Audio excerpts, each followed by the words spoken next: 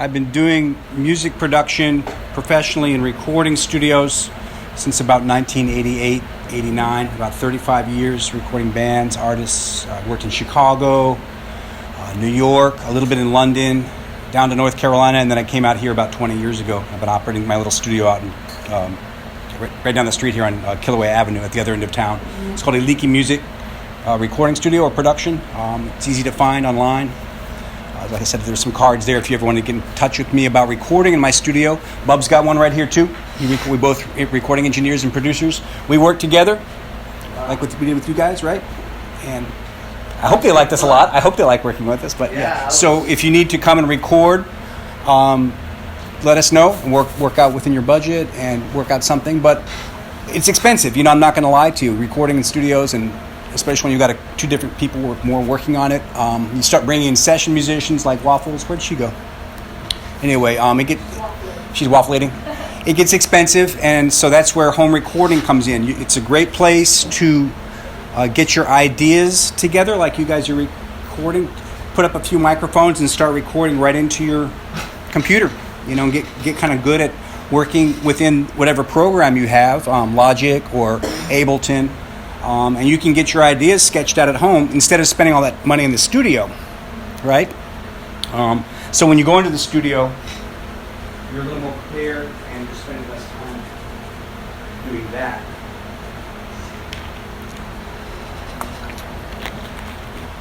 And the reason why it costs so much money is because it takes so much time.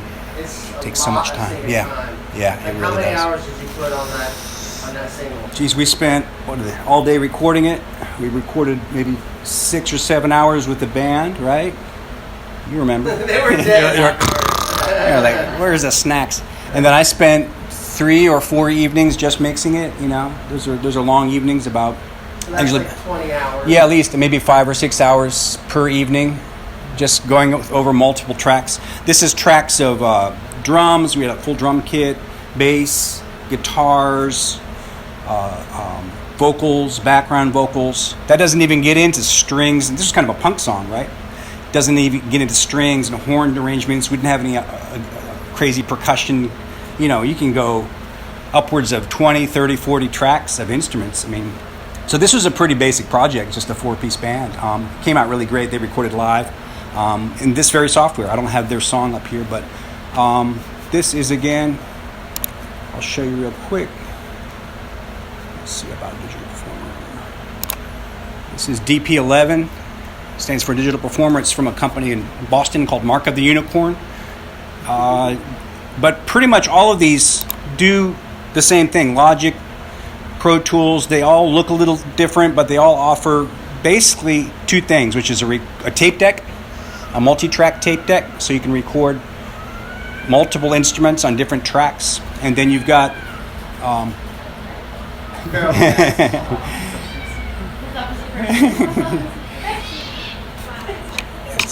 and then you've got a mixing board where this looks something like this, where you can see all your faders, effects, and things like that. So this emulates you've probably seen the big consoles in recording studios. This is where all the mixing gets done, but the recording gets done on this. Right now I've just got a couple stereo mixes here. Let me see if I can zoom in a little bit. Each of these is a different song. And if you check our audio here, see if that's working.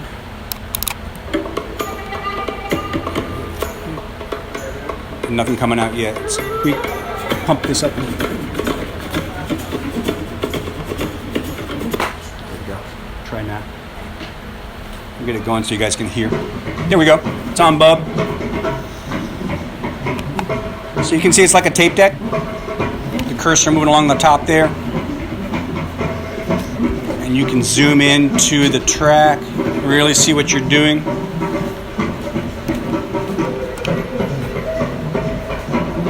Kind of a tribal thing.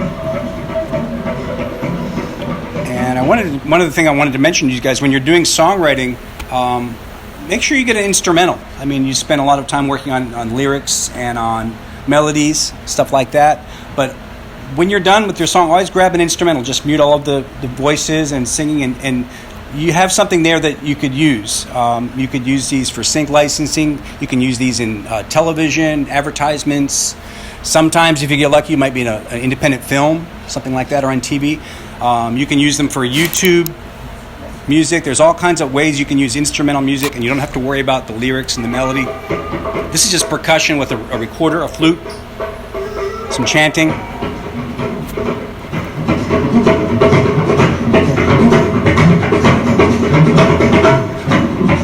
Be great for a chase scene, right? Chase through the jungle or something. Yeah. Right? That's what it is.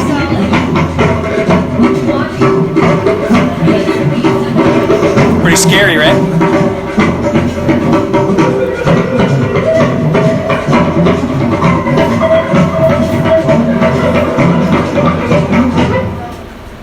Okay.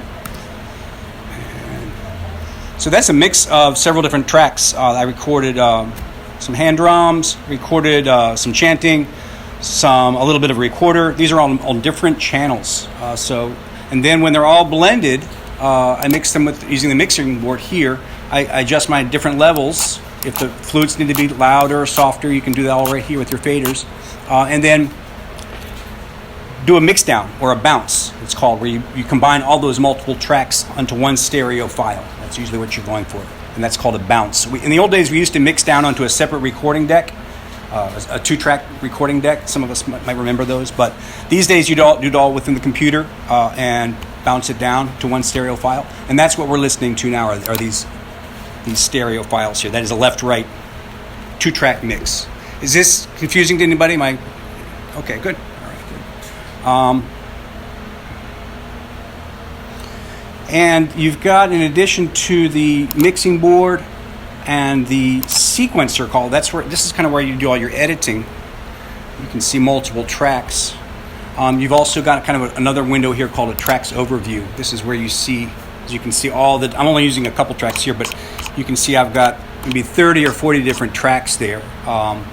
In the top here, we've got drums, then bass, keyboards, all the way down, guitars, and so you stack up your tracks that way, and it gets pretty thick. But the goal is to at the end of it to get it all to a point where you can mix it with your computer. I'm not going to go into MIDI stuff right now. That's a whole other thing where you can do drum programming, synthesizers, stuff like that.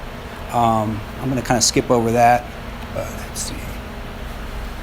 And all of this, what this is called is a template. When you get all these multiple tracks like this, you can see it goes way over to the right here. And I've got my template set up. I've spent a lot of time working on this, but that's what it looks like. And then, let's see. Yeah, I have a question. Yeah, sure. How important is it? Maybe it's just the answer to say it, but it's so important, right, to kind of preset a template before you start working, or do you think that it's okay to kind of start from scratch and just start on one track, one at a time? It depends. Yeah, I mean, if you want to do it one track at a time, that's fine. It takes time to do that, though. And when I've got groups or bands coming in, I have to work pretty quickly. So I try to set it up so it's all ready to record a drum kit. I'm not trying to build it from scratch every time. If you're working at home and you don't have that pressure, that's fine. You can do them one track at a time. But I suggest setting up a template so every time you're feeling creative, you're not building your template. You actually just turn it on, arm a track, and start recording. Let's say you want to do a ukulele or a guitar. You just plug into that track, arm that track, and start recording right away. Otherwise, you're stuck, setting it up, and you'll spend half an hour just getting it ready to record, and maybe the inspiration's gone, at that point. So I'd say yeah, sure, yeah. So for template, you would have one recording blocks for drums, ones for a guitar. Exactly. Yeah. Here, I'll zoom in a little bit here so you can see. Well, if you might be using a microphone. I mean, you can use loops and samples that are pre-recorded or instrumental tracks and drag them you can drag them off your desktop. What I'm talking is actually having a microphone plugging through an interface into your computer. That would be part of your investment where you have, obviously the computer, the software like this, whatever you've got, and then sort of an interface where the microphones plug into the interface, and that usually goes to like a USB or something into your computer, so you can record live instruments straight in there. Does that answer your question? Yeah. So you've got, here I've got, you don't have to have this many tracks on drums, but I've got 14, 15 different microphones in my studio just for a drum kit. You could probably do a lot less than that, but and then down below that, those are all in red. Going down, then I get into bass. There's 2 tracks for just the bass guitar in orange. I like to call it color coordinate too, so it helps a lot. Then keyboards, 2 tracks for keyboards. Moving on down, this is all part of my template. Guitar, these are all different, and they're just blank tracks ready to record. There's nothing in there yet, but if I had a guitar player come in, I just arm the track and start recording, and that'll, he's right in there playing along with the drums or whatever. And then below that, vocals in blue, background vocals, lead guitars, percussion, it goes way, way down. Then we get into horns, strings, way down. So you got all those tracks, Mm-hmm. you recorded them individually. Yeah. Is it a simple function to then lay one over the other, so you've got all, let's say, 10 tracks now? Yeah. You have to really sync it, make sure it's all synced right? Yeah, that's a great question. Tick or- Exactly, my man. Right here, I don't know if you guys can see up here at the top, there's a little metronome. Can you see that up there? That little switch. And when they turn that on, let me turn off the music for a second, it's going to give you a metronome click.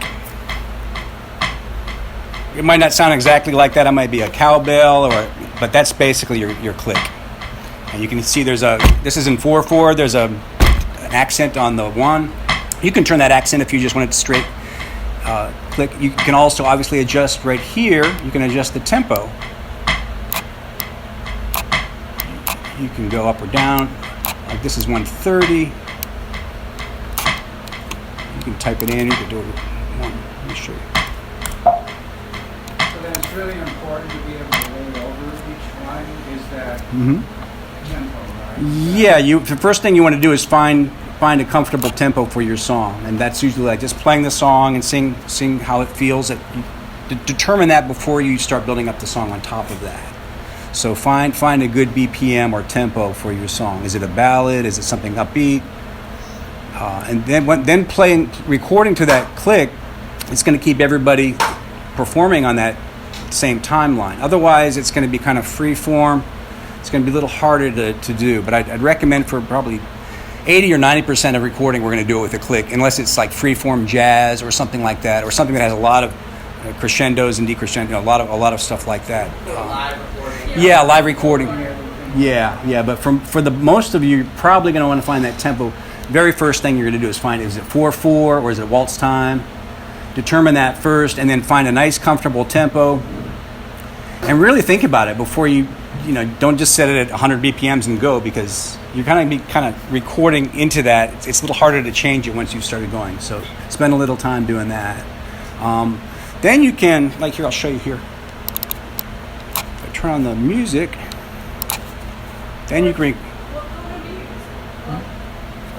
Logic. Logic. Yeah. Then you can record, like, once you got your click going.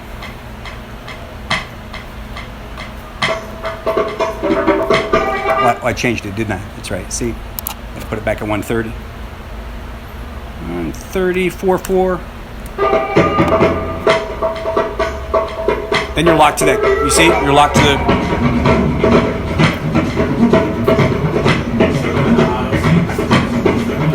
What's that? So once you press that button, they kind of just auto. No, it's not auto syncing. You're playing to it like you would to a drummer.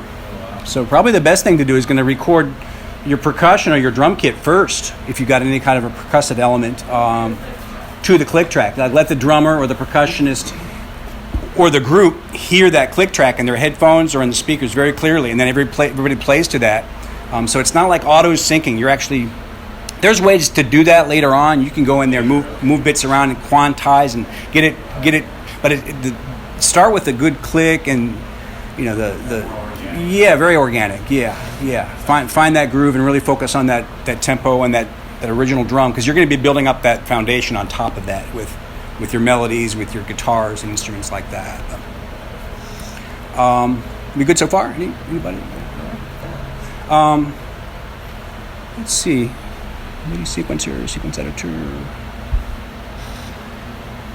Yeah, it's a little off topic from this, but I just wanted to. You guys are all focusing on songwriting. I just wanted to let you to keep in mind it's this is a little bit more of your department, I think, in the business end of things. But getting a pop song on the radio is tough.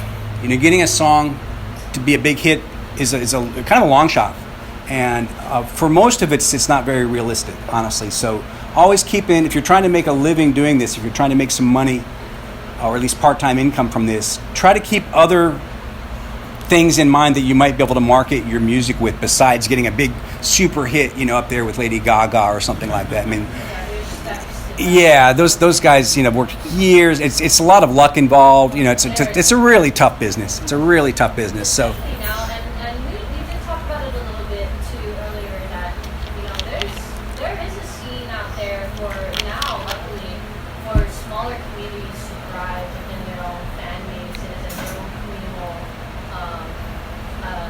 environment. That's why Hawaiian music thrives so much, even though not everyone in the world is listening to traditional Hawaiian music, but when you're here, there's a huge, market for it. And Yeah, or the tourists come, they want to buy it. right. Yeah. So Yeah. I mean, there is possibilities for you to make money off of music, but it's gonna take. It takes a long process to get to if you want to hit for the pop level. There's layers to that. There's mixers upon mixers and masters upon Yeah. masters. Yeah. They're hiring out all the guys, and these are like people, businessmen or people investing, putting in millions just to bet on something to hit. Not everything flies. It's a little bit like hitting lightning striking or hitting the lottery. So I'm not saying don't go for it. Definitely go for it if you've got somebody you can send your song to. But keep other things in mind. Other ways that you can maybe make a living. Like I said, keep getting an instrumental track. There's lots of ways you can market music, but it might not just be getting a big hit on the radio or something. You might find you get a nice little check for in a commercial, from a local commercial or something like that. Or if you're lucky, you might get into you might know some local film producers, some people making independent film. That's a great way to get into the business. They're looking for music for their film, but they can't afford to hire like Hans Zimmer from Hollywood to come in and score their but they're looking for some. So that's a really great connection if you're interested in doing that kind of thing. So just keep that in mind as songwriters that there's other opportunities. Yeah, sure. I had some roommates that are in Colorado a long time ago. We got signed by a producer. Oh, really? We moved to Portland together. Oh, man. It was exhausting. It was a mess. Eddie offered that he was like John Lennon solo work. That was the producer who signed us. Yeah. I was like one of the girlfriends. And when I moved to Portland, it was exhausting. Everyone was poor, but having poor was night. And then one person ended up staying in Portland. He started March 4th, which became really huge in Portland. And then the rest of the band got a new singer, and they became trained. No way. Oh wow. See. Okay. Yeah. Roommates, they had to stick. They had to sacrifice. And how many different things did they go through? How many little lucky? Yeah, luck and different moves and it's like a very crooked path to get with it. Yeah. And that guy didn't work, and those guys got ripped off. Yeah. And then, but they It sounds like the music business. It sounds. they struck it. I mean, they were as lucky as you can be. I believe the only time I heard their music was in the grocery store, but. That's pretty nice, though. I mean, I'm still waiting to go and hear my tribal jungle chase in Safeway. I mean, I would love that. Hey, you never know. Yeah, that's cool. Yeah, that's cool. Yeah, so just don't feel like you've got to do this one road and get a great big hit. I don't want to hammer that. There's lots of ways to do it, and I'm just naming a few. I mean, you've got YouTube now with. Just about every, so much YouTube material that needs music, and those guys are all going for stock music libraries, and paying for. If you've got somebody making films or making videos, and you can do this kind of thing. I did this with some bongos and a recorder, and it's yeah. So yeah.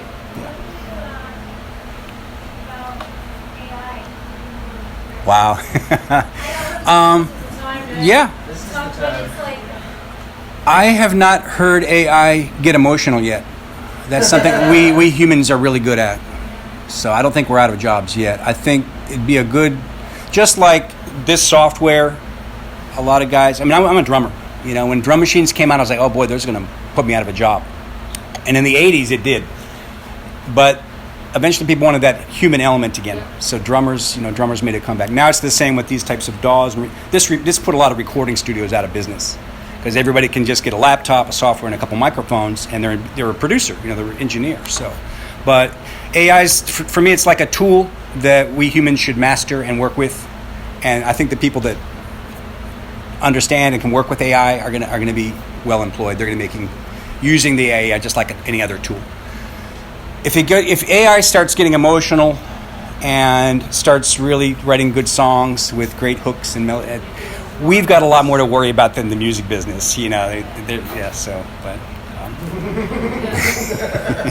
if they start thinking like you won't be worried. You won't be worried about your song getting on the radio. Yeah. Right. You say, oh man. All right. Let me I'll get back into the again. Speak up, ask questions if you have any. I'm gonna go over some of the stuff here. Not all of you have a computer. I thought that kind of everybody here would be doing this already, but just a few of you are actually doing this so I'll try to keep it pretty elemental. As a tape deck, over here on the top left, you've got some very basic buttons like the stop button, the play button, pause, rewind. This is the record button here. I know it's a little small, but those are your transport controls up there. You've also got a nice little handy auto rewind tool. So when you hit, like when I hit play here, we go. So I lost my volume. Turn the click back on. There we go. So every time you hit stop, it's just going to stop, and you have to actually grab the cursor and move it back to the beginning, or you can hit the rewind button, and that'll go back to the stop. Or you can just do an auto rewind, which is that button right there, and it'll rewind to whatever point you want it to. So right, yeah, you can move the cursor wherever you want. Like right there is the bar number 3. Actually, is where the drums actually start. So with that little button, every time I hit stop, it's going to automatically go back to that spot every time, which is nice if you're trying to record, multiple takes. Sorry. Every time you go back, it's going to jump to that. Does everybody understand? Okay. And by the same token, you can do an auto stop, which is kind of fun. This button here puts a marker at the end of a certain section, like at here, the end of 4 bars, so it's going to auto loop that section. And back to 1. You see? So if you're practicing a little riff or a melody or a horn part, you can loop it and just play along until you get it like you want. Then hit the record button on your track and add your part to that beat. And you can do those in 4-bar sections, 8-bar sections, 1 bar, whatever you want. That's your auto. for songwriting too. So let's say you have like a starting group, and like especially for the ones who are doing the rap and hip hop, you have a loop and you just have maybe just 4 bars. Don't feel like I gotta develop it before I write. You can actually just take those 4 bars, loop it again and again, and just keep writing over it. Yeah, That's yeah. a lot of doing Yeah. these co-writes. Especially with drum loops. I mean, that's a great way to just get things going, get the song going, and then maybe bring in a live drummer later. Exactly. You know? Yeah. But to get things started, get your bass line, your drum loop going, and get creative. I talked about the click, faders and panning. Yeah, here, let me show you back. I'm going to jump back over to the mixing board. And here we can see, let's see. Oops, sorry. I said I released a bigger screen. This is a volume fader here, just like you would see on a mixing board, and I can bring that up and down. You see?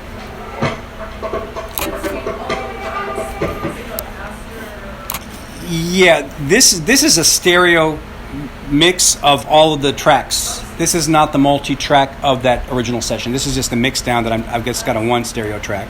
But yeah, that's the right. You would have, say, this would be your hand drum. This might be your flute. This might be the chants. This could be, whatever. You could have different volume levels of your different tracks, and that's where you get your mix going right there. You also have what's called panning or balance, and that's the left and right. If you're doing stereo speakers, this is a mono system, right, Bub? This is You won't hear it so much here, but you can pan that instrument or those instruments to the left or to the right using your pan and balance right here. So you could have one guitar on your left-hand side, the ukulele on your right-hand side, and kind of create a stereo image that way. So those are basically the two things you're going to be doing with your faders, level and balance. Zoom out a little bit. Oops, sorry, wrong way. Do you think it really matters to get a really high quality input from your instruments to your laptop, or like you get it $100 from Amazon, or do you feel like it's really worth getting the? It's a good question. Yeah, I would say get the best you can afford. If you can afford a $100 microphone, get it. If you can, the interface. Yeah, the interface is important too, and they can get really expensive. But yeah, I mean, I think the most important thing is getting started. Get yourself a whatever kind of computer you've got. Is that going to be? Can you get started with that? I mean, this is obviously from a professional studio. We've got 30, 40, 50 tracks here. You don't need all that. You really need like 8 tracks or so, 16, and maybe a interface that has 1 or 2 microphones that you can plug into it. Maybe a good 58 like that right there. That's a great mic for that. It's a $100 mic. If later on you can get a better mic, more of a professional vocal microphone. But yeah, get yourself a couple of SM57s or SM58s, and just have get at it. Get it set up so you can record into your computer. Get comfortable with playing with that click track and adjusting your, just get started on it. And you can always, you can order stuff from Amazon. It'll be there the next day practically. And it's just, but yeah. Yeah, be careful with that zero interest stuff. Yeah. I wouldn't recommend getting the credit card. You can get into a lot of trouble with that. I mean, trust me. Yeah. Companies like Sweetwater are great. Amazon is free shipping. Yeah, so. Yeah, well, it's funny you mentioned Sweetwater, because sometimes if you go on there, you want to you wanted 3 guitar cables, and 3 cables shipped from Sweetwater is $20. But if you have them shipped individually, each of them is free. So always check your shipping costs. Yeah. But sometimes it's better to order 3. It's terrible for the environment, I know, but I like Amazon for that you get free shipping. So. Yeah.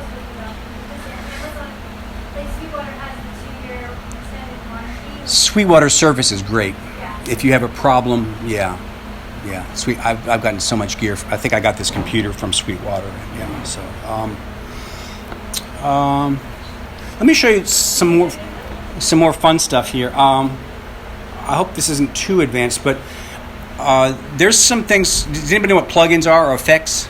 You guys know what effects are? Okay, good. I mean, just a quick recap. Yeah. Sure. What is a plugin? What is an effect? Okay. And when do you use it? On instruments, I mean, these are recorded with a microphone, and there's no effect added to them. There's no echo or reverb. There's no processing on them. They're not even equalized. It's like whatever you set it or played into that microphone gets recorded into the computer, and that's it. It's called recording dry.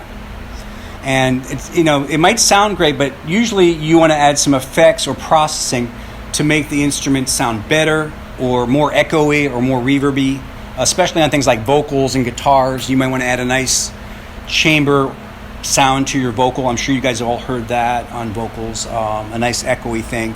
And it used to be that you had to have a rack of equipment in your recording studio. You've probably seen them, and you would go and adjust those to get the reverb sound that you wanted on your instrument or your vocal.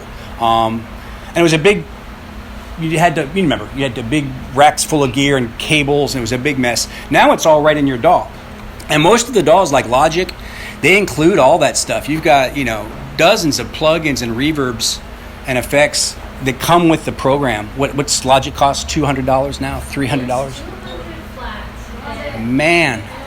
And you, And all the instruments. You get all those, you get dozens and hundreds of strings and horns and drum beats and loops. It's we'd spend $200 on just one effect, and that was a cheap one. But so now you don't have to worry about patch bays and racks. It's all included. Right up in the top here. Let me see if I can zoom in a little bit. So for a few $100, your Logic is great. You get a lot of stuff for your money. Let me see here. Try to zoom in a little bit. Pro Tools is really expensive. Yeah. I'm not a big Pro Tools guy. If you're in Hollywood, making film scores and stuff, yeah, you got to have it. But I would say I'd rather have Logic than the Pro Tools. Yeah. Yes.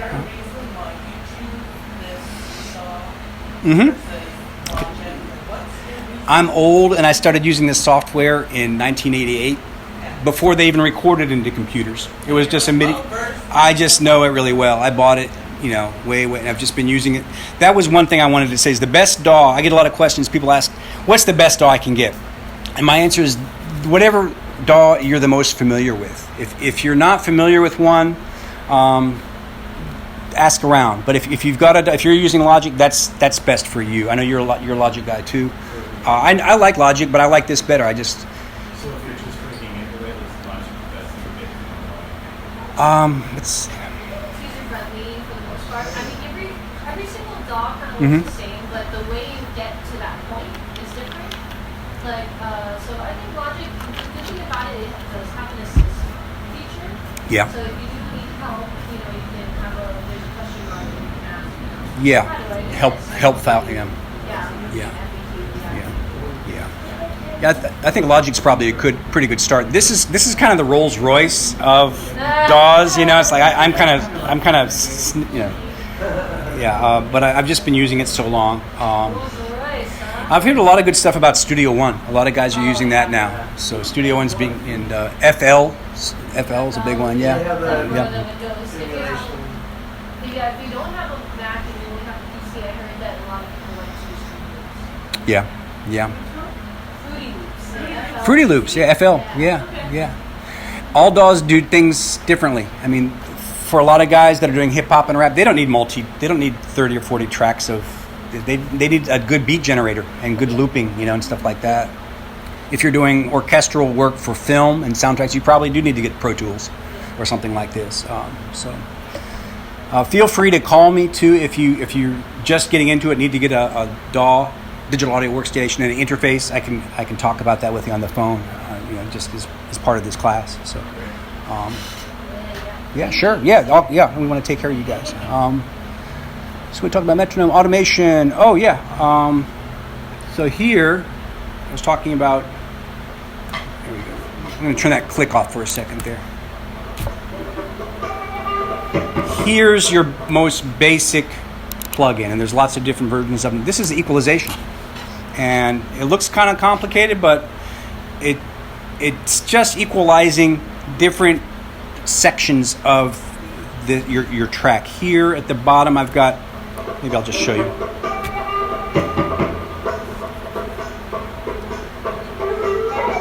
This bottom one sweeps the low end, the bass. Let me turn on. See how it's getting all thin? I'm taking out all the bass. There's just nothing there. That's low end EQ that I'm rolling off. So that's one way you can sculpt your tones. There's on the other side. There's a high end, which is the opposite. That's going to take away all the. You see? You're just hearing the low bass instruments. Sounds like it's in the other room or something. Right.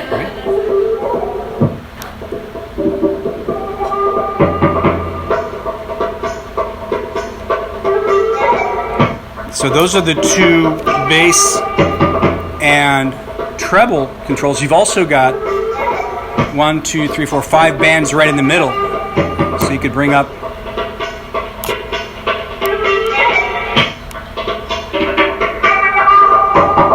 Painful, huh? So you can totally sculpt and EQ whatever instrument. This is across a stereo mix, but you could do it on just your drum, just your voice. You can also go the other direction. You can reduce it if you've got something that had too much. Say your vocal is a little bit too piercing. You could kind of go in there and find that frequency and notch it out or take it down. So that's EQ. They're all different kinds of them. This is this one that came with this software, but that's kind of the main plugin you want to get good with is equalizing your instruments. So when do you duck and when do you boost frequencies? There's sort of rules about when you want to like roll off low end, but to answer that would be to use your ear. Really trust your ear. Understand the controls here, but then maybe close your eyes and listen and decide. If it sounds annoying, you just dip it. Yeah, if something sounds annoying, notch it out, dip it out. If it's too sharp or it's too boomy, there's too much bass, it's rumbling the speakers too much. Use that roll off some of that low end. So, If you were ending it, you would sort of fade something at the end or something. Would you use that, or would you just use volume? I'm going to get to that. Yeah, this is not that. Those you're talking about fades. Yeah, I'll cover that in a second. Yeah, we're just talking about EQ right now. The same goes on the other end. If like the drum kit, the cymbals are too trebly and just washing over everything, you might want to roll off, bring out some of those. It's sort of counterintuitive. You think the cymbals should be bright and shiny, but sometimes they're like too much. They're getting in the way of your vocal. Your vocal's kind of washed out by this. So reducing the cymbals might. Figuring out what you want to put front and center, what you want to put in the back. This is I would say spend most of your time getting good with EQ. The recording, obviously the recording process, but then focus on EQ before you get all fancy with effects, echoes, reverbs. That's all fun stuff, but EQ is your main friend. That's Subtractive EQ. Yeah. You don't always want to boost something. Try reducing stuff. Try reducing something else. Yeah. If you start boosting everything, it's just you got a big wall mush. So yeah. So that's EQ. Any questions on that right now? All right. Sure. Let's move on to another friend is compression, and this is probably one of the most misunderstood. But basically, it's like if you had a piece of clay that had, picture like mountains and valleys, and compression is going to kind of squish down the clay. So it's not flat. You don't want just a flat glob of clay, but you want to have some of those mountains and valleys, but maybe not quite so high. So compression is going to kind of squish everything down a little bit, so you can bring up the overall volume. So if you've got a vocal that's really, really soft, you remember, and then you get loud on the chorus and then it ducks down. By putting that compression on there, it's going to kind of tame everything down so you can bring up the overall volume of that lead vocal, for example, and it's going to be right on top of your mix. Okay, that's and there's a couple types of compression. I'll try to give you an audio example here real quick. Let me turn off the EQ. There we go. Put that away. It's back to our drum beat.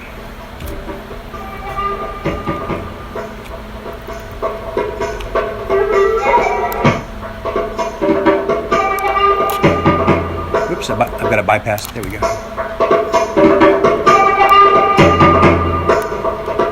See how it's kind of squishing it down? Can you guys hear that? Subtle, but you can kind of. Here's without. You can see the needle is showing you how much it's reducing the volume. That's gain reduction. That's called. But without it, it's really in your face. Yes. A little bit of gain reduction. Kind of squashes it down, right? And then you can bring up the overall volume. It's a little confusing, I know, but that's compression. But that's one type. That's just one. Here's another one. Other type. This one's a little different. Same idea though. You can see the needle dipping down there as I'm reducing the volume.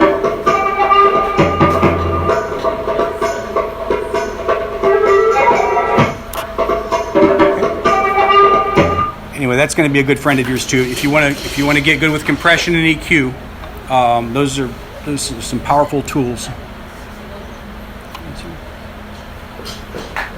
And there's lots of them. With every software, you're going to get like dozens of different types of. I can show you here. Just open up a window. Here's some of the lists of plugins that I have, and these are not ones I bought. These are ones that come with this software. So this is before you even start buying plugins, but you can see it can get kind of confusing. But anyway, there's those. There's nice things like amplifiers. You can run the whole signal through a.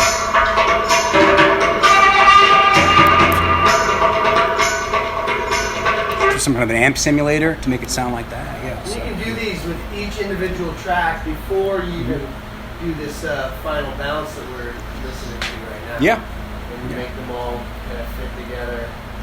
Yeah, you could put an amplifier on an acoustic guitar, compression on your vocal, EQ the drum kit. Yeah. So I did a question over here. Yeah, how radicals. What would the reason be to use amplifier, whatever? You're first recording it. It's a great question. If you had a good amplifier and you're playing your guitar, for example, through the amplifier and you put a mic on that, that's kind of the traditional way of recording. Let's say that amplifier had a lot of distortion and crunch. You had a real big punk rock kind of amplifier. But when you're ready to go mix it down, you decided you didn't want that much power, you didn't want that much distortion, you can't really take it off. So if you record with that big amplifier, you're kind of stuck with it. If you record more clean without a big amplifier, you just plug your guitar straight into your DAW and record it clean without that amp. You can add amplifier simulators later and then scroll through them and find the right one. You might decide you don't want a Marshall stack, you just want a nice little clean, whatever kind of clean, or maybe no amp. Maybe you just want a little clean, chorusy, reverby guitar. So, does that answer your question? Yeah. The amp simulators are amazing now. This is just one stock that comes with, but you can get Marshall stacks, you can get Fender twin reverbs, pretty much any kind of amplifier you want you got to buy them, but an amplifier is going to cost hundreds if not thousands of dollars. You can get a simulator of it for $99. You can get a Fender twin, something like that, and they sound amazing. I mean, guitar players can't tell the difference. So in doing that recording, how important is it going to keep in mind whether you're going to try to do it on stage? You keep that engineer keep in mind, or are you going to be able to produce it or not? Let me see if I understand your question. So, well, let's say you have a band and you have a live gig, and you make an album that's used compression, reverb. How can you then play that song? You could go on stage with your amplifier. Honestly, what a lot of guys are doing now is bringing these plugins on the road, and they're it's on their soundboard or on their rack of gear. Instead of having a big Marshall stack behind them, it might look like a Marshall stack, but it's actually running through a plug-in. These guys on the road are realizing they don't have to bring around all this big equipment. It's more for show than anything. In case it looks like an amp. Yeah, it might just be a clean amp, but on one song he wants a Fender twin reverb sound for a kind of a country song or something. On another he wants a big Eddie Van Halen kind of lead guitar solo. He could just click. He or she could just click through different, song to song. You could get a different amplifier on every song. The pedals, actually, the amplifiers. Now the amplifiers from companies like Fender, they've got simulators built right into the amp. So yeah, it's amazing. Yeah. I mean, I'm not a guitar player on the road, but I'm familiar with some of these guys are using. And if you go to Sweetwater and look at some of the amps, you can get older school amps that just have an analog tone to it. But most of them these days they've got presets just like this, and you can click through different amplifiers, and you're not stuck with one. You can get dozens of amplifier sounds out of one amplifier, and they're cheap, compared to they're not. So, does that answer your question, sir? So, yeah, sure, man. You work here, man. What do you? Everybody good? All right. That might be one reason why some people might choose one recording or one DAW over another. Is the one that my son is using is one that you can kind of record live in the moment like if you were doing hip hop, I know that or like nature sound or something, that Ableton is something. Mm-hmm. It's made for almost turning your recording into a live performance. So it's got a lot of flexibility. That might be something if you're interested in, you know, experimental kind of live performance recording combinations. A lot of Yeah, what you're saying is very critical because a lot of guys don't like to record like me, and I think like Bub, we're kind of old school. We like to record like it's a linear tape deck, but these softwares have. I wasn't even planning on showing this to you because I don't really ever use it. But you go to something like this, where you actually have, and it looks crazy, right? But this is actually where it's loop-based recording, and you establish a whole bunch of different loops, and they drop down and create. It's crazy. Exactly. That's the one you were just talking about. Right? Yeah. You know what I'm talking about? Yeah. Some softwares made. Ableton is one of them. I know a lot of guys that like Ableton because it's very performance-based. Yeah, I'm used to working with bands and artists in the recording studio, but a lot of guys like pressing a button and having it change to a different loop, and then they press another button, it changes the bass loop. Yeah, that's a whole more for hip hop, dance, hip hop. The DJs like it because they can just press a button and completely change drum loops and stuff. But it's not typically the way I work. But yeah. Let's see, go back to here. Let me show you real quick about automation. I don't want to lose you guys just yet, but let me go back to my mixing board and tell me if I'm running out of time. So I will ramble on. Okay, all right, I'll keep on going. You tell me when, or you can just walk out. I won't take offense if you just with me the first time. So give you guys the hour dinner break. Yeah, we'll do it. You guys. We'll start the open mic at like 6:30. Okay, just let me know. Yeah, play some music or something. And I'll I was going to show you. Oh yeah, automation. This is kind of nice too. When you're mixing down these faders, obviously you want to build your mix. You want to get all the what I call a static mix, where everything sits just right. The drums are in balance with the bass and guitars. That's establishing your static mix using like I showed you, using your faders and your balance. But once you've got it sounding just right, you might decide that you want the guitar solo, for example, to play at a certain volume throughout the whole song. And then when the solo comes, for example, it goes up and then comes back down out of the solo, right? Something pretty standard. Yeah. Or you might decide that the vocal needs to get loud on the choruses and then dip back down during the verses. This is where the cellos pop up crescendo, over the violins and Yes. This is what makes mixes dynamic and interesting. The static mix sounds great, but if you want to add some life to it, you want to get into what's called automation. And that's where DAWs really shines. You can, let's go in here, make sure I got some. Let me turn off that terrible EQ. It was piercing, right? Here we go. I'm going to put this back at 0. There we go. Turn it down a little bit. Now, also going to turn off the loop. Okay, there we go. My sound better too. Oh, sorry. Yeah, you're right. Thanks, bub. So there it is at 0. There's no... I put the fader back at... I put the fader back. 0 sounds like nothing, like it would be down here, but actually 0 on a fader is right there. It's like the null point. You attenuate from 0. You go down from 0. And you can go up a little bit, but usually you start with everything kind of at 0. And then you see I'm double clicking there to put those faders all back at 0, or the null point. It's also called a unity point. And then you can start your mix from there, typically by bringing things down. You don't want to just push everything up. After a while, everything's going to be peaking out, and you've just got a big wall of loudness. So what's peaking out?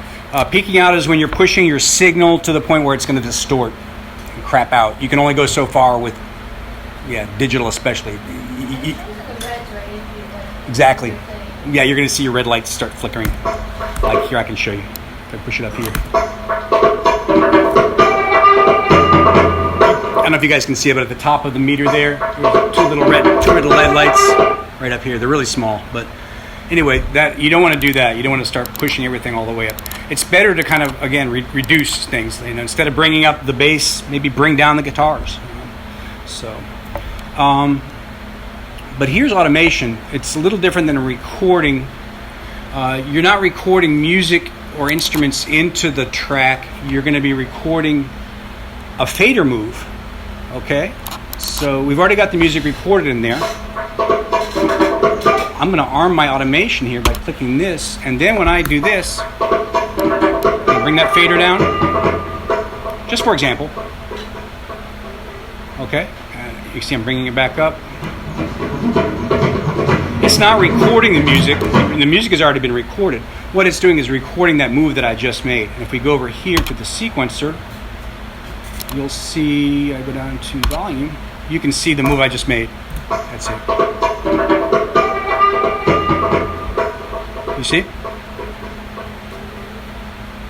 And it comes back up. Powerful tool. And I did that in one move. It remembers that. You don't have to do it again. You can change it if you want. You can re-record that, or you can go in here and make little adjustments on it if you want.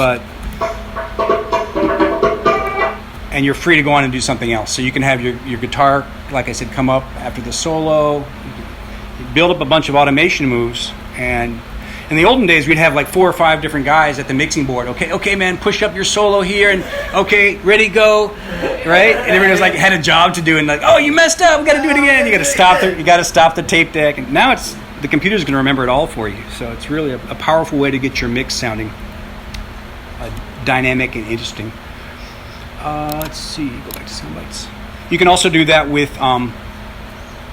anything, not just fader automation. You can do that with balance and panning. You can do that with effects. You can automate anything. Yeah. All right. Cool. Any questions on that so far? Did I lose you? You're. No. I'm small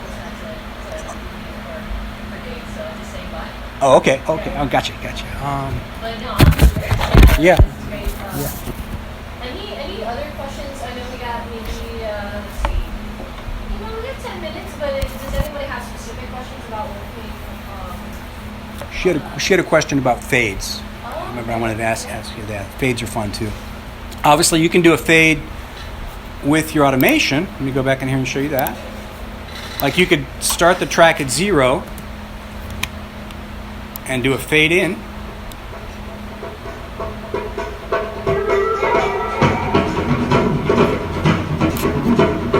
That's one thing you do. And then when you play it back,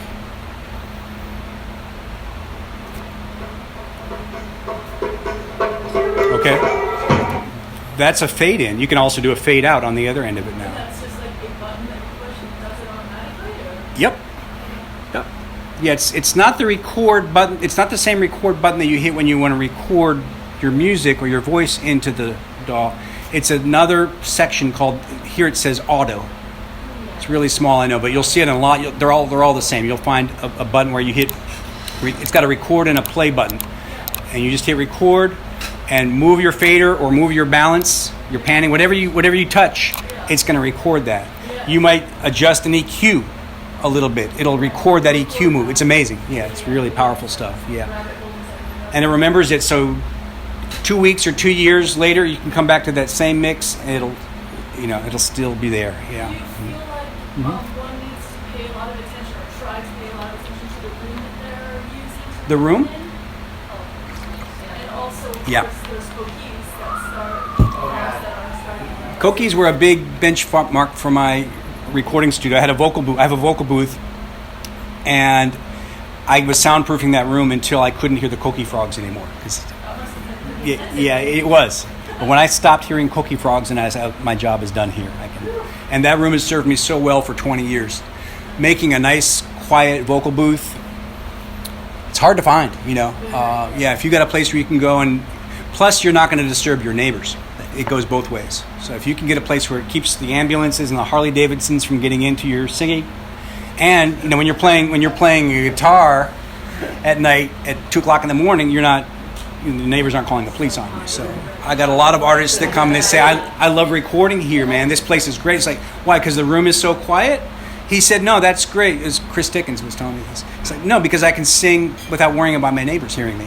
He liked it because it was, the opposite. He wasn't worried about people hearing him. So, yeah. So, But the garage space, garages are... no, we need a real The room is very important, and if you can treat it, there's sound foam and soundproofing, or there you can hang blankets. You can put down carpeting. This room here is very reflective. Actually, this room sounds really good. This room sounds good. Balance. You see how it's not that lively. You'd think it would be. I guess it's because it's open air. And Also, when Yeah. I put those the containers drop cloth on the back, you've treated it then. it when I did that same thing. It was like, Yeah, Bub spent some. I can tell. Usually that would sound kind of. Yeah, like it sounds lively, but not. Yeah, nice. He's got this stage back here. This helps. That stuff on the ceiling probably helps a lot. Not expensive. You don't have to spend thousands. You can just get some. There's a big bass. It's like a bass trap up in that corner too, where it's on the Those chairs up there. sells out. Yeah. People. Work with what you've got. If you've got a lot of people do it in their closet. They've got a walk-in closet and they make that their vocal booth. So rooms are really important. Yeah, but Also, like, worse issues with noise floor. You don't mean the floor, you mean the noise floor. Yeah. Yeah, noise floor is. I should have described that. It's the noise you hear when you're not making any noise. Like if you're playing your guitar and you're setting your microphone, when you stop playing and you just listen to what that is, you're going to hear like a shh or a low end rumble. You might hear a woof, or that's kind of your noise floor, and you want to get that. You want to get rid of that. So there's this. How do you get rid of that? Yeah, so that's Well, you guys are advanced. I'm going to show you fades. Well, you want to start with a good interface, a good microphone. I mean, a bad microphone is going to introduce a noise floor that,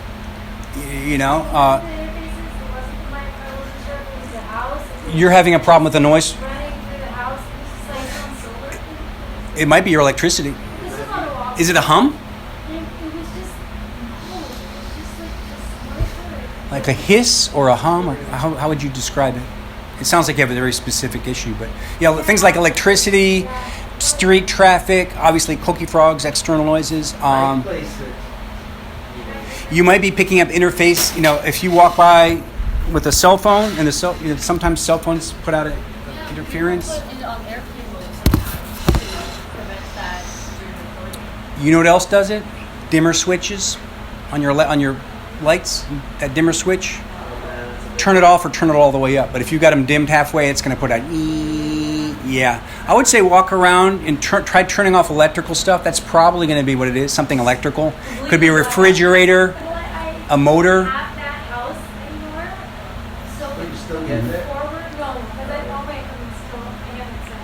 But going forward, it's like my fear.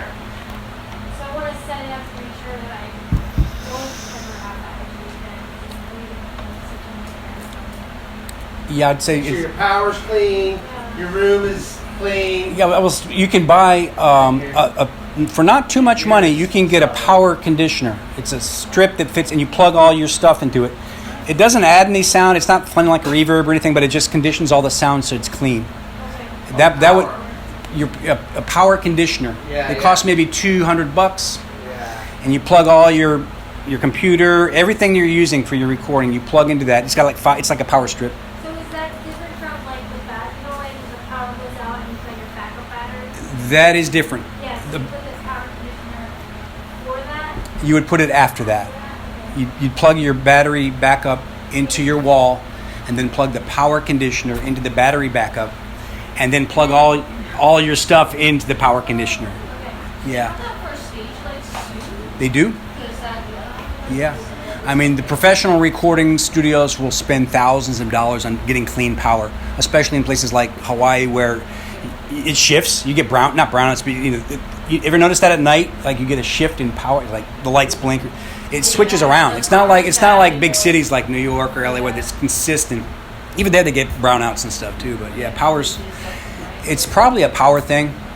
Yeah, I would say before you start investing in a power conditioner, try just turning off things like dimmers. Does it only happen when your laundry's going, or in that house? This is an old house. yeah, old houses, yeah. It had electrical issues, so it just didn't matter where I was. might be a really good investment as a power conditioner if you're serious about that noise floor.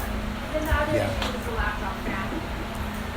Laptop fans, yeah, well, that's why you want to get your microphones away from your computers. If you can have a laptop set up on your desk and then step into another area Yeah. of your home, you might have to hit record and then run into your closet. I mean, I do that with drums.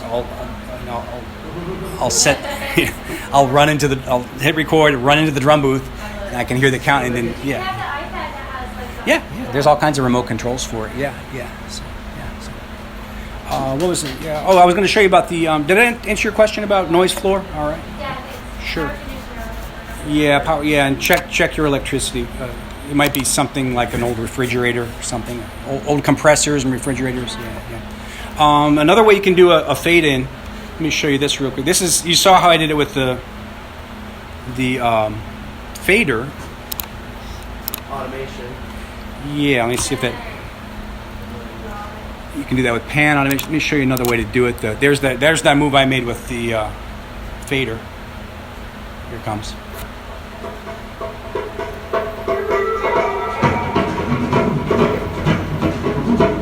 I'm going to undo that. There's a quicker way to do that, where you can just select an area, say that, and apply a fade to it. Most DAWs also have a little handle here in the top corner where you can grab it and just drag it like that, and you're going to get a fade like that. Same thing without all the moves. I'm not sure why it's not. Sorry. Do that. Oh, I turned this. What did I do? I did something. Undo, right? Oh, I've got this fade. Here we go. I've got the fader turned all the way down. That's why. So I just grab that little handle there, and you can drag it through the whole song or just the very beginning if you want, wherever you want to put it. Easy fade. And you can also double click on it. Let me show you there. You're not stuck with that type of fade. You can adjust the curve of the fade. You see how it fades in? Does it fade in quickly, or does it come in real slow? Those are the different types of fades you can apply. You can readjust it. And by the same token, you can go to the end of the song and do a fade out. So you might want to have it start fading.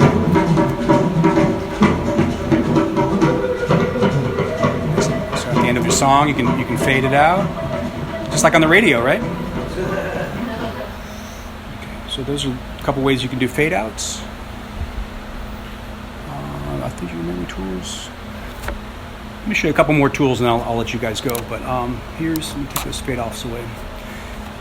I wanted to show you a little bit about multi-track recording. Like, this is just one loop I've been playing, a tribal drum thing. Here's something else I did.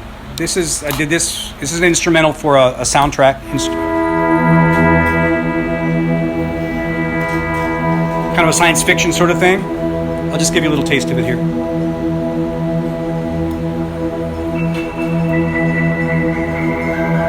This was all done with synths, live percussion, and then I brought in a live bass player. He's going to come. It's kind of creating a mood, a tension. Sci-fi, right? I was thinking Terminator, like, where's Arnold? Right? Wait for the bass, it's coming. This guy was bad. This is Adam. See where the bass comes in. You can see it, right?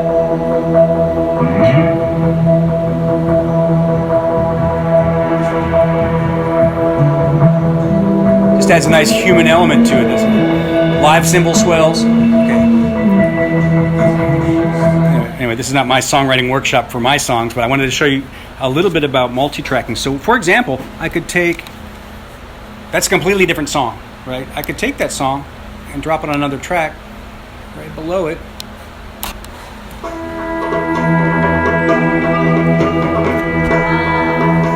Okay. Works though, doesn't it?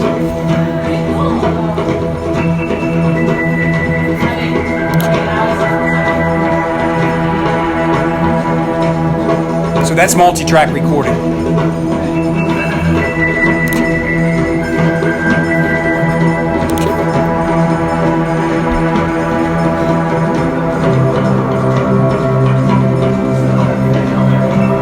Now the percussion ends here. That's where you can like use auto sync, right? Pardon me, sir? I'm sorry? I'm sorry, I mean, No, it's... Go ahead. that's kind of like where you would get, like the auto sync would come into play, and you have two tracks kind of just like playing at the same time, and you want them to like line up. Auto sync, there's ways you could have that auto sync, but probably what you're going to end up doing is nudging that around until you get it just right. You just grab it manually, and you can slide it down and very fine. You can either do it with the mouse, or you can use the arrows on your keyboard. I'm just nudging it. I don't know if you can see that there. I'm just nudging that left or right. So you could do it by eye, but I usually play it and then and listen, and I shift it around until I find. Just play with it. Yeah. You're not going to hurt anything. It's non-destructive. It's You can also, Bub was asking me about a grid. You can also turn on, I know you're all musicians, so you probably know what whole notes are, half note, quarter notes, things like that. There's a little grid switch here where I can turn that. Right now I have it turned off, but you can turn on that snap to grid, it's called. And this is an all DAWs Logic. And you can set how far it's going to snap that. So let me go back to the beginning here so I can see. So if I'm grabbing that bottom piece, it's moving it in 1 bar sections. You see that? If I turn it off, it'll be more free. Yeah. Here. So you see how it's kind of snapping along there? You can also set it to, instead of a whole note, you can set it to half note, quarter note, 16th notes is handy. So if you're just nudging a snare drum around a little bit, it's a little bit off beat, you might want to snap it to, you can just do that. So that's snap to grid. That's a really powerful feature. Like, let's say if you were to record something on different tempos on accident, there are tools to edit and to stretch out and to compress the files, but it's going to look the files. So True, but it's advanced. So let me show you. That's a really cool question. It's not something I was going to cover, but you can. Let me go back to this percussion loop for a second. Bring that back. So let's say that the producer of the commercial loved the percussion Jungle Chase. We love the Jungle Chase. It's too long. So you got to go back and re-record it, right? With the new software, you can just grab it, squish it a little bit, and it's not going to change the pitch. It's doing some pretty heavy processing right there. Might take a second, but it's taking that whole thing and squeezing it down. You can also elongate it, and it's not. If you do it too much, it's going to start breaking up. But there it goes. It also changes the tempo. No, it changes the tempo, but not the pitch. Yeah. I mean, that's an extreme example right there. But you see, right? That's like, Those natives are catching up with that guy. it's weird because I did that for my tracks and I got flack from like producers saying, oh, like you stretched it and compressed it, didn't you? And it didn't change the tempo. It didn't change the pitch at all. Why were you getting But- flack though? Somebody was giving you a hard time about that? Yeah, just saying like, oh, don't do that. You just record everything. But like, you don't have the time. I would question that behavior. I mean, if it sounds bad, that's one thing. Screaming Geckos just recorded a song, and they put all this time into this long mixed up. We spent a lot of time on this song, and the singer kind of said, "Hey, this is kind of slow. It's kind of." Right. She wanted it more upbeat, and it was like, "Yeah, it is kind of slow. I guess we got to re-record it." And so, there's any way you can make that a little bit faster? So, I just did that. I didn't do it that extreme. I just took it a little bit. Like, let me show you. I don't know, maybe it's the Logic setting. No, Logic can do it. Pardon me? What is the term for that? Time compression, or stretching. Yeah. a lot of tracks also do by itself, and you just change the tempo with it in there. Yeah. So it saved the day with this band. I just took their song and squished it a little bit, and it just sped up the song a little bit without making it sound Mickey Mousey or anything. And they're about to shoot a video to it, so the whole band listened to it. Like, we can't tell the difference, bro. I mean, I made another version where I squished it away. It sounded like Dolly Parton singing. It was really just to mess with him a little bit, but yeah. So it's non-destructive too. You're not destroying your original recording. You can always undo, and by the same token, you can stretch that out like that. Go the other way. And again, that'll take probably a minute to process that. And this is a pretty fast computer, but it's going to drag it out. I'll let you hear it, but not change the pitch. So something else you could do if you had a singer hold a note, stop singing it, and you say, "Oh, I wish I'd held that." It happened with a saxophone player. Just the sax guy was like, "Man, can you punch in and fix that? I wish I'd held that note longer," and it was a little flat. I adjusted the pitch and dragged it out a little bit. And he's like, "Dude, you're bad." And he was like, "Man, so." It's taken a long time. Let me try to wrap this up here for you guys. So you can see how you can layer stuff, and that's just 2 tracks. You could add more percussion underneath there. You could add a trombone solo, and just keep on stacking your tracks. When you're done, I'll show you what that sounds like. Kind of extreme, but you get the idea. You hear the digitization? It's starting to break up. But it's a different thing now, right? I'm hearing zombies.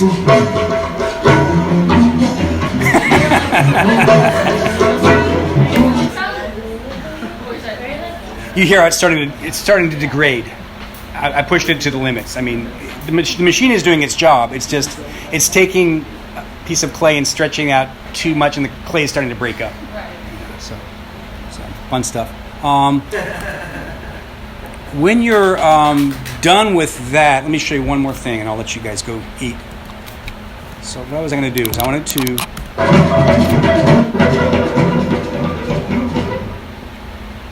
turn this music back on. And I want to cut the music out before the bass player starts.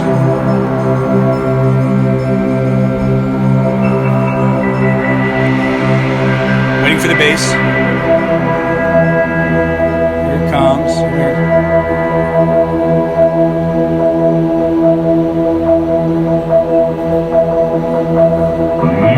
There's the bass. I'm going to go back a little bit. I'm going to use one of my tools up here called the cut tool. There's a pair of scissors. I'm just going to go in there and put a little cut. I just cut into that like that.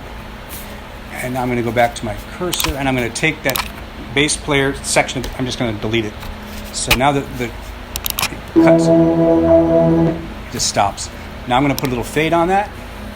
So when the drums stop,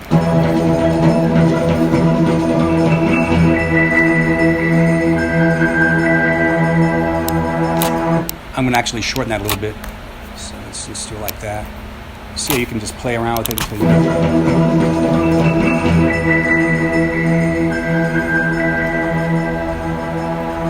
kind of works, right? Okay. So the drum stop fades out.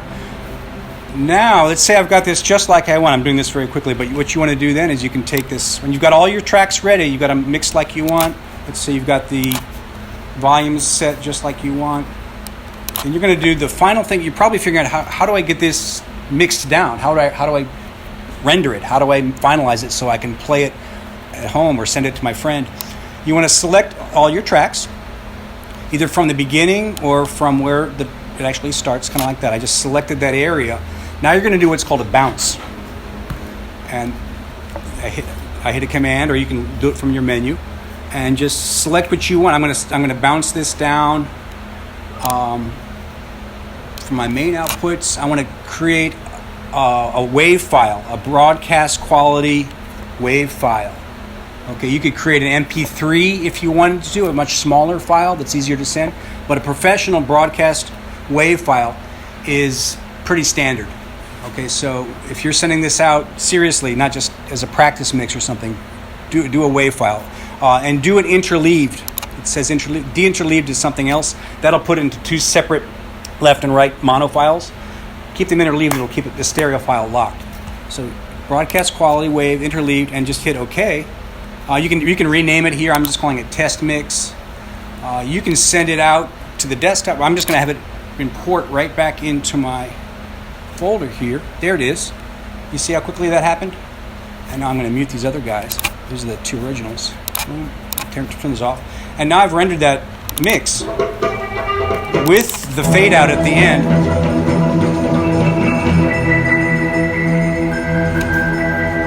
You see? That's my mix down. And then I can take that track and export that.